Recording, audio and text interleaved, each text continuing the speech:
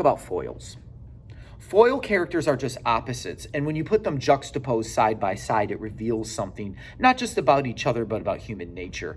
In Bart Simpson episodes early on in the seasons of The Simpsons, there's these scenes where Bart has the angel and the devil on his shoulder, this classic juxtaposition, and two kings encamp themselves in man. That is what Shakespeare says in Romeo and Juliet. Friar Lawrence will be making the actual potions in the first scene where he's doing a big long soliloquy talking about two kings like in man, like the poison that can be a wonderful medicine or a powerful poison that will kill someone. Two like kings encamp themselves in ourselves. Let's wait for this interruption.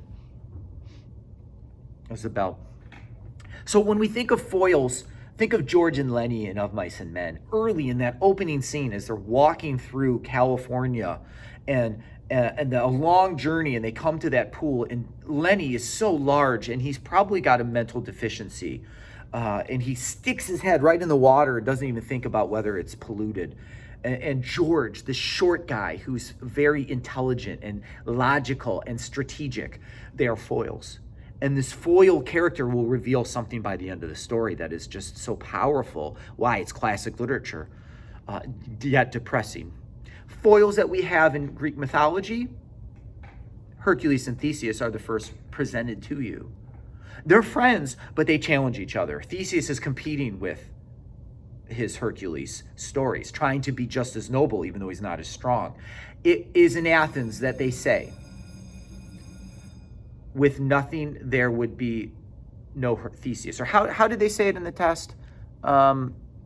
Without Theseus, there's nothing. I forget the exact quote.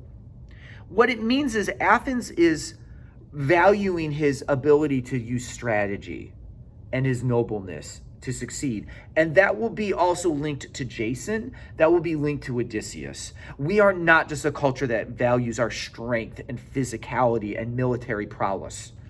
Hercules, on the other side, is that example of great strength that we do value, but even Hamilton says his intelligence is not something to be looked up to.